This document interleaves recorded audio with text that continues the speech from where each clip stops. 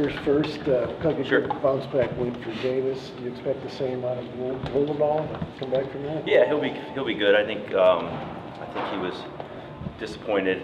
You know, he didn't kind of fire away a couple more shots where he's covered some ground, and just great learning experience. Obviously, you know, Rutgers has a really good team, and they have a great environment. So you got to really wrestle well in there. I think it was good experience for our guys, and yeah, guys like Luke, he'll be okay. He's gonna be perfectly okay. He'll be just any, you know, I mean, whatever happens, win or lose, you know, you got to learn and take it and run with it. And I think he'll do that. So he'll be good. He'll be good to go.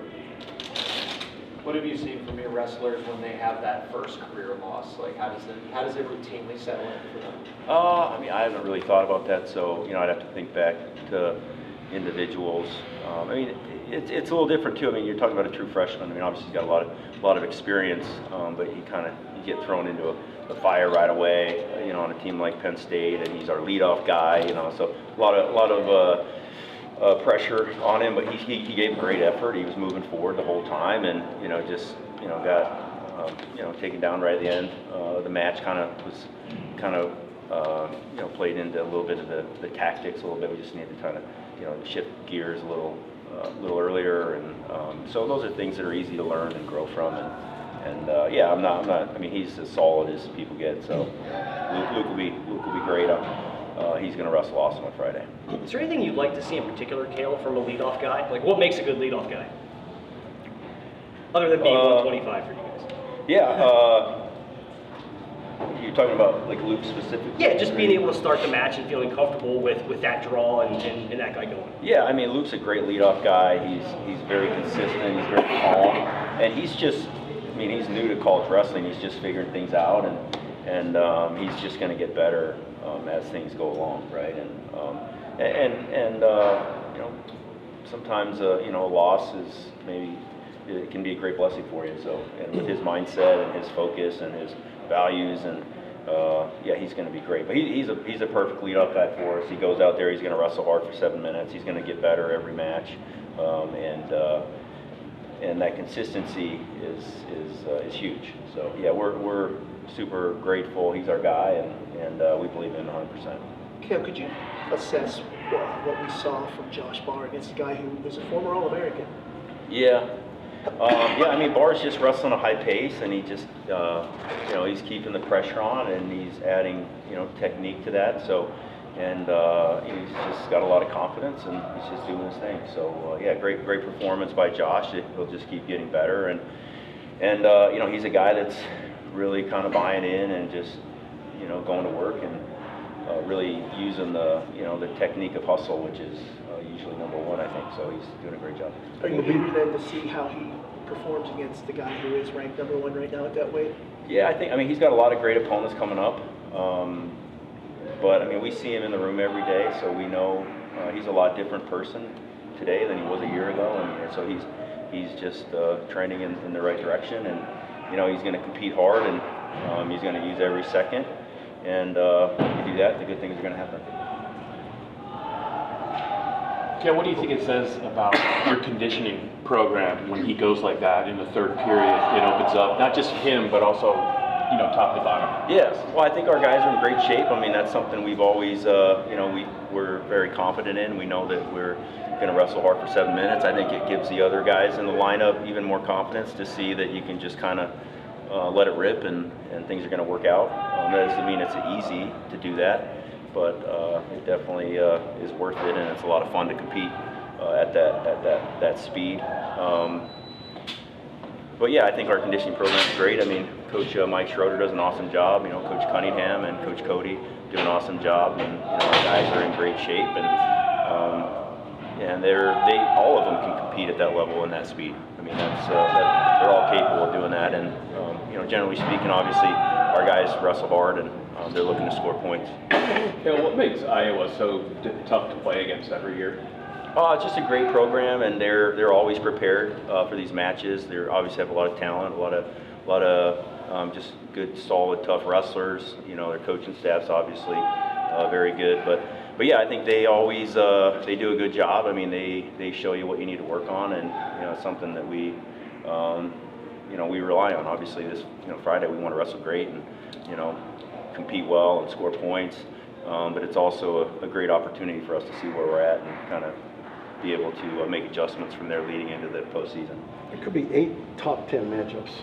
Is this sort of like the poster match, so to speak, for why dual meets are so important to the sport, in your opinion? Well, yeah, I think dual meets are a lot of fun. I mean, we love dual meets, obviously, and we're blessed that usually wherever we go, they have a great crowd, and I think Rutgers was sold out, and their crowd had an impact. I mean, they impact the way the refs call the match, and they do a good job, and so we're blessed to have those experiences. And but yeah, dual meets are a lot of fun. I think this is the future. You're going to see in college wrestling, you're going to see the top 10 teams, the top 5 teams are just going to be loaded, like we're seeing now, right, with the transfer portal and the way things are happening, and everyone's kind of probably experimenting with the changes in college wrestling to see what the best way to move forward is. We're going to do what we do and just be ready to compete. But yeah, it should be a great match. A lot of really good kids, and Iowa's got a great program, great coaching staff. Cael, it's been 5 years. That Friday, 5 years since you guys have lost a dual match. Oh yeah. So can you? Since Friday, huh? Well, Friday, Specific. yeah, that exact same day was 5 years ago when you guys had your last dual loss. But can you kind of just even envision that, can you talk about that consistency? Yeah, I don't really think about that stuff. We don't think about that stuff as a program. I mean, we just always want to have the best team we can have, and we take dual meets really seriously, and every match pretty much the same. So yeah, it's not something we're focused on or worried about, or sometimes losing can be a blessing. You don't have to lose to learn, obviously, but it's certainly not something we're worried about. Our win-loss record, but we're glad. You want to win dual meets. Obviously, that's when your crowd gets to see you and wrestle well at home. But it's just all preparation, and we'll learn either way.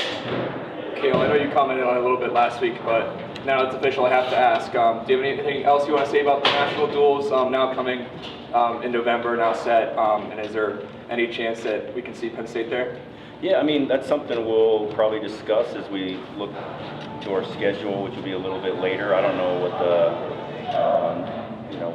but I mean, this is obviously nothing new. It just kind of keeps coming back up, and but I think if they can create a great event, I mean, that's what they should do: create a great event that teams and programs want to be a part of, and it should be that way. It should be you create a great event, and have the top programs asking you if they can participate. Not basing it off of everybody being a part of an event in November, right? So hopefully they can take that route and just do something that's exciting and build it, and because like anyone's probably talking about, bigger events are better for the sport. Just keep it rolling. Is there a key to Kack and Teamer, sort of a young guy against a wily old veteran? Do you look at Teamer's past matches and help Kack like that? Well, I mean, Teamer's got a lot of experience, obviously really good, explosive, a lot of history of success. But yeah, he's got a lot of history as well, and a lot of experience, and he might only be his second year, competing, but he doesn't compete like that, right? And he's a competitor, and yeah, he's just going to keep doing what we do, and he's going to do what he does, and we'll go from there. Okay, what makes the matchup at the Bryce Jordan Center so special? It's just, I guess this weekend, for example, just be a lot of energy. It's that match that sold out like right away, and so it's not a hard sell. I think I don't know for sure, but you hear that it sells out in minutes, kind of a thing, and so a lot of energy, a lot of history, 2 great programs, Iowa's going to bring it. We're going to bring it. It's going to be a lot of fun, and you got 2 of the teams that are competing for national title, facing off in a dual meet. It's good stuff. That's what we do this for. That's why we come in here every day, is to wrestle in the most and the more competitive matches. So we're excited. I think it'll be a great environment, and we're going to have fun. Coach, what are your thoughts on smack talk, if it ever goes too far, if and when it comes from a rival, and how do you coach your athletes to be able to internalize it and not let it get the best of them? Yeah, obviously, we don't really worry about that kind of stuff. It's just part of sports. When you're a little kid and you're warming up and the kid's across the mat staring at you, trying to intimidate you or something. That's just like sports, and I think everybody's kind of used to it, and everyone kind of does their own thing, and we just try to just do our thing when the whistle blows. So, but yeah, it's not something that we really think too much about or worry too much about. We're going to bring our best effort, regardless of. We're not really thinking about our opponent. So, but yeah, I think it's just kind of normal. It's probably more normal now, with all the different. I blame Fortnite, but. But that's just because when people shoot me, they talk trash and dance. But yeah, I think it's just all part of the game, and it's just another aspect, and you can engage in it or not, and it doesn't really matter. It's up to you. You can, to each their own. But for us, we just enjoy wrestling and competing, and the bigger the match, the better we're going to be.